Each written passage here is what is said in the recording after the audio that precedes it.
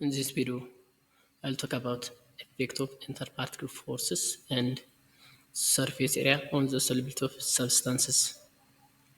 Subscribe to the channel and turn off the notification bell. Finally, watch the video until the end. Solubility of substances in a given solvent depends on 1. Interparticle forces, 2. Surface area, 3. Pressure only for gases, 4. Temperature.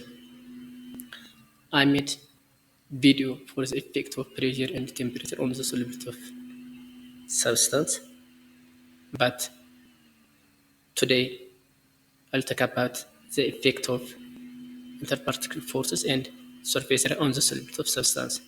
First, let us talk the effect of interparticle forces on the solubility of substance. Interparticle forces is the major factor for the solubility of substance. This interparticle force, also called intermolecular force.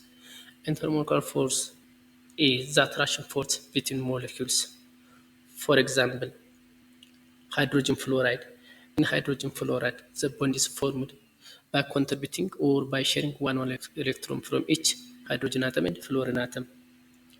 Once the bond is formed as a covalent bond, but the bonding electron shift towards the nucleus of fluorine because fluorine is highly electronegative element in modern periodic table.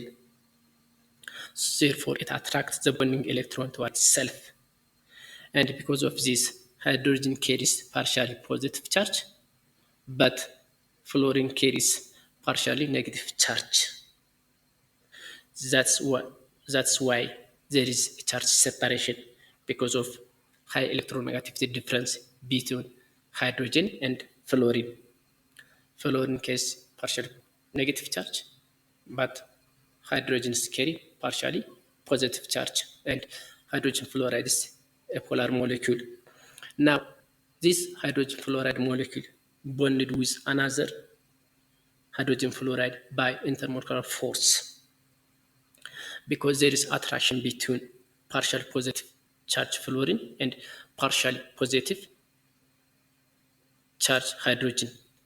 And this one hydrogen fluoride again bonded with another hydrogen fluoride by intermolecular force. Here, the broken line is intermolecular force.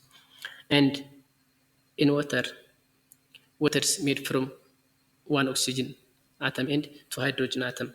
And the bond that exists between one oxygen atom and two hydrogen atom is covalent bond with intermolecular force. This bond formed by sharing one electrons from two hydrogen atom and one oxygen atom. But once the bond is formed, the bonding electron shift towards the nucleus of oxygen because oxygen is more electronegative than hydrogen. Therefore, the bonding electrons move towards the nucleus of oxygen, and because of this, oxygen carries partially negative charge, but hydrogen carries partially positive charge. And now, water is a polar molecule because there is a charge separation, because there is high electronegative difference between oxygen and hydrogen. And there is intermolecular force between oxygen of water and hydrogen of hydrogen fluoride. Again, there is intermolecular force between hydrogen of water and hydrogen fluorine of hydrogen fluoride. The broken line in between water and hydrogen fluoride, we call it intermolecular force. Again, one water molecule bonded with another water molecule by intermolecular force. And again, this water molecule bonded with another hydrogen fluoride by broken line. This broken line, we call it intermolecular force or intraparticle force.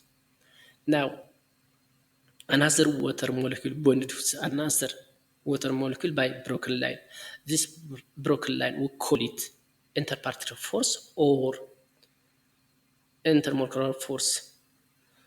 This water molecule bonded with another hydrogen fluoride molecule by intermolecular force or intramolecular force.